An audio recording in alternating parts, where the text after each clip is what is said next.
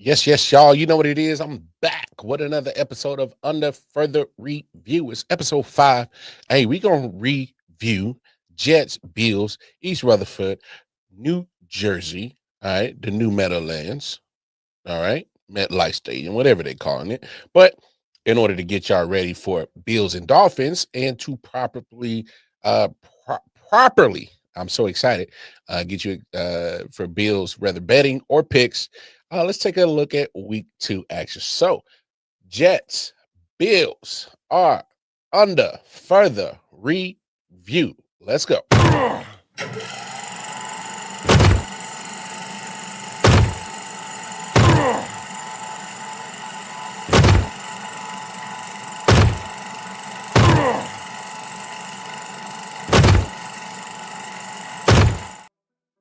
Yes, sir. Yes, sir. You know what it is. Hey, back with another episode of Under Further Review, week 2 action. Hey, had to take another look at Jets and Bills because Thursday night football action, you will see these Buffalo Bills take on another AFC East foe and the Miami Dolphins. But look, in order to see how the Bills are going to operate, presumably, uh, let's take a look at the week 2 action that they had against the New York Jets. Let's start with that Bills offense. Look, let's just be honest. All right. You can look at the stat sheets, you can look at everything. Hey, James Cook had himself a day. And he did a lot of it with obviously right here the good scramble from Josh Allen. A great scramble, matter of fact. I think it was like a 42-yarder. Tried to swat at the safety or corner, whoever that was, 22. But this was the James Cook show.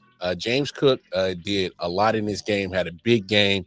Uh, not a lot, again, not a lot from Josh Allen. The defense did pretty well against Josh Allen. They just didn't do well against James Cook. But this was the James Cook show. I think he had 2 TDs, about 20 plus carries, buck 20 plus. He did his thing. As you see this run right here, a good 8-yarder that he had right there. No, James Cook. I love what James Cook brings, and I'm glad that he had that breakout game to show that, hey, it's not just Josh Allen back here, like Chris Collinsworth likes to glaze, that it's just Josh Allen running this high-powered offense. This is now, 41 week 1 against the Ravens defense, a good defense, matter of fact, and 30 against a solid, damn good Jets defense. So this Bills offense right now, even though in 2 weeks, they're firing on all cylinders. They are killing it. And I know what a lot of people are going to say, oh, well, look at the stats, look at the stats. No, look at the production of what's going on. All right. That Bills offense is doing what they're supposed to be doing. They're doing phenomenal. It may not look good. I know people who are fantasy owners looking at Dalton Kincaid and Dawson Knox, and they're looking at Shakur, they're looking at Keon Coleman. Hey man, why ain't they getting the burn? Well, they're out there. It's just that I think what the Bills are doing, especially on offense, is they're going by matchup wise. They're like, hey, Jets, we should be able to run the ball on them, get what we can, and make whatever throws we need to necessary. Again, it was not a big numbers day from Josh Allen. So as a Bills fan, if you're part of Bills Mafia, you should be excited that in week 2 against a damn good defense in Baltimore, you put up 41. A solid defense in the Jets in week 2, you put up 30. So you should be excited. So I get it. Your expectations now are going to be like, well, hell, we can score on anybody. Okay, well, I say temper that because eventually, down the line, it's just 2 weeks.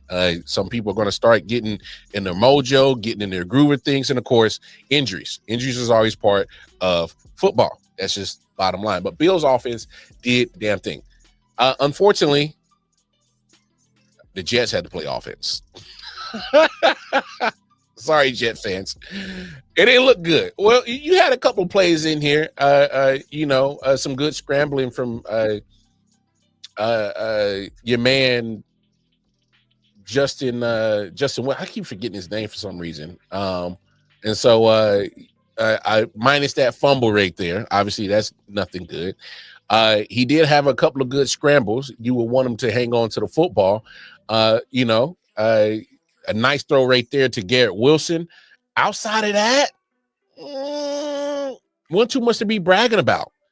It was unfortunate to get the obviously some miscommunication right there between Garrett and Justin, but you had last week in week 1 against the Steelers, and maybe just that the Steelers defense is not Buffalo's defense right now, but you were running the ball up and down, whether it was Justin Wilson or Justin Fields. That's his name, Justin Fields. I keep messing. I'm tripping, y'all. Whether it's Justin Fields or if it was Breece Hall last week, you had the ball running. That wasn't the case this week. That was the problem. You couldn't get the ball on the ground going, and that was a big, big problem right there. Is that you could not get the running game going, which bode you so well. It got everything open, and it made it pretty much made a lot of things easy for Justin Fields last week. See, I got it. Justin Fields last week. It was just, it opened up a lot. You were able to score 30 plus last week in a loss, nonetheless, but still. It was just weird how you had such a switch between the Jets between 2 weeks. Week 1, I'm like, oh, I know they lost, but they actually looked competent. All right. Then week 2, not so competent. You look like the Jets. You look like the Jets. So let's tackle this right here from the Jets defense right here. Like I said, they were able to contain right there. They bothered Josh Allen, got pressure on him. Sauce Gardner did what he did right there against Keon Coleman. They did hold him to some field goal chances. And that was the calling card for the Jets defense, especially in the first half. The reason why the Bills got to 30 plus is because, damn it, let's be honest, they weren't getting much from them offense. So the Jets defense, obviously, they lost time of possession. They lost that battle. They're on the field a lot, huffing, puffing, trying to catch their win. What's good, MJ? So that was the problem with the Jets defense. They did not get enough help from their offense. And when you don't get help from your offense, all right, then it leaves that Jets defense to get ran ragged, tired. They weren't getting the same pressure in the second half that they were in the first half. That kind of held Buffalo to a couple of field goal attempts. They weren't getting that same pressure in the second half. And it just wasn't adding resistance. And again, the fact that you let James Cook get off with what he got off, you definitely didn't weren't able to win that. All right. It just wasn't going to happen. All right. It just wasn't going to happen. Point blank period. And no other way around it. And like I said, James Cook had a phenomenal game against the Jets. I mean, I'm gonna pull up his stats right here so that I make sure that I'm quoting him correctly. 132 yards, 2 tutties, and on 21 carries. You gotta love that. And then just for shits and giggles, he threw in 1 catch for 3 yards. So when they weren't able to slow down the run of James Cook, it just wasn't working their way. But again, Jets defense, kudos for holding. You got Josh Allen at 148 passing yards on 25 throws. Yeah, I like that. May not have got the actual pressure on him, but from what I saw in that game, a good amount of zone defense to kind of, keep the wide receivers in check. Again, their leading receiver is Joshua Palmer with 47 yards, and that's 2 catches on 3 targets. Dalton Kincaid got 4 catches, 37 yards. Again, Elijah Moore had the big catch for 1 catch for 81 yards. Other than that, it kind of locked the receivers down on that. Yes, James cooked them. He did. Nice pun. He did cook them. He did. But again, kudos for keeping Josh Allen under wraps. Anytime you got Josh Allen under 150 passing yards, under 60 rushing yards. I know he had 6 carries, 59 yards. If you I'm just saying, as a football fan, and if I'm rooting for my team, defense going against Josh Allen, and I get those stats from what the Jets produce, I'll take that 10 times out of 10. Just looking at the stats, because Josh Allen didn't throw no touchdowns. He didn't run for any touchdowns. It was a James Cook show. It literally was. It was a James Cook show for sure. Just to wrap this up, let's take a look at the Bills defense. Look what they're doing right here. Again, not too much big runs off the run. They were able to hold it down, man. They were able to hold it down. Let me get to some other clips. I don't know why they keep messing with me. Bills defense. Yeah, we got to get to the Bills defense. Here we go. You saw a lot of that. Justin Fields running for his life. But they shut the run down. And then at that point, just made sure that they applied a boatload of pressure on Justin Fields. Was just make sure that we apply pressure, keep everything underneath. Again, didn't let Garrett Wilson get off. Also, let's put into this factor. The Bills knocked out Justin Fields. So, and I get Tyrod Taylor, a proven veteran. He probably wasn't expecting to play. He gets thrown in the fire. He wasn't able to do much once he got in. They really didn't give him a lot of opportunities. 7 out of 11 attempts, 56 yards. He did throw a touchdown in a little bit of garbage time, but you get 4 sacks total, 2 on Justin Fields. He gets knocked out the game. Tyrod comes in. We ain't switching up nothing. We going to attack his ass. And Joey Bosa had a good game. Joey Bosa, former Charger, signs to Buffalo and pays dividends in this game for sure. He gets he was in there causing havoc. That man was causing havoc as he gets a sack. Daquan Jones gets one of them. Greg Rousseau, Zion Logue, they split one. Cole Bishop, he gets one too. But no, the pressure came from any and everywhere.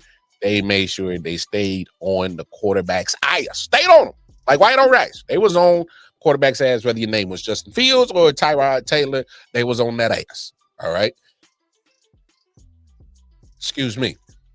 But you're right. I'm with you on that. I agree with you 100%. Josh did not have to go nuts for them to win. Like I said, if you're Bills Mafia, you should take that. You should be happy about that. I wouldn't scoff at the fact that, hey, our MVP quarterback, who are already, for the most part, has to play Superman more times than not for the team to get the win, depending on the opponent. He had to play Superman against Baltimore, but he didn't have to play Superman against the Jets. Just being honest. That's just fact of the matter is. He did not have to play Superman against the Jets. All right. So that was just, that bodes well for them. But the Bills defense, and I forgot to mention Ed Oliver, probably their best defender, was not in that game. He didn't play, and he might not play against Thursday. We'll see how the Bills defense should do. They should be able to still get after Tua Tagovailoa, because fact of the matter is, the Dolphins offensive line, I wouldn't say is so far and beyond spectacular better than the Jets offensive line. So if you compare, and I think they might be on par with each other on how bad that they are. But look, Bills defense should get some pressure against Dolphins. You see what happens when the Dolphins and the Bills get together. The Bills, more times than not, put boots to asses. But because this is a division game, I'm not going to poo-poo on the Dolphins, because fact of the matter is, there have been some close games in the last 2-3 years that the Dolphins have given a run for the Bills. But the Bills dominate, this series right now. Ever since the AFC East has become the Josh Allen division, since the Bills have been taking over that division, they've been whooping up on the Dolphins. Just being real. But all right, ladies and gentlemen, I gave y'all 2 reviews. Gave y'all Dolphins, Patriots. Just gave you Bills, Jets. So with all that information, make sure you properly bet on Thursday Night Football. Bet responsibly. All right. Don't be blowing your rent money, your child support money, none of that. You got the car insurance coming up. Keep your car insurance. Don't be trying to bet your money. Gambling. No, it ain't working. All right. Just saying. Priorities, folks. Priorities. All right. But no, I hopefully I gave you all enough information when it comes to Dolphins, Bills for Thursday Night Football after reviewing both of their week 2 matchups. So hey, we'll see how it goes. My man MJ saying Bills by 24. It's a possibility. It really is. The Dolphins are not looking too hot. But the reason why I'm not agreeing to that, I think it's going to be a little bit closer. The reason why I think it's going to be a little bit closer is because the fact of the matter is that McDaniels is on the hot seat, and he can't go out there on Thursday Night Football, primetime TV, with the whole world watching, and get the doors blown off and expect to keep a job down the line. Just saying. If he wants to keep his job, if he likes it, he loves being the head coach down in Miami, loves being the head coach in South Florida, he better turn it around. And he doesn't necessarily have to win tonight. He needs to keep it close. He can't get the doors blown off on him. So we will see. We shall see. But hey, I'm going to get up out of here. Y'all know what it is. Like, share, subscribe to all the IOW sports content on the YouTube channel. Follow on IOW Sports Network on all social media platforms. You want to holler at me, going over to KC Wildcard Mom on Twitter. All right? Go on over there where I'll be posting all the content that I'll be doing. So, hey, y'all know what it is. Go enjoy some Thursday Night Football. Week 3 is in action. Hopefully, if I plan it out right, I got more reviews from other teams, from other week 2 action to get you ready for a full slate of Sunday action. All right, y'all. Wildcard Mar, I'm up out of here. You know what it is. Take care of yourselves. Take care of each other. We out here. Peace.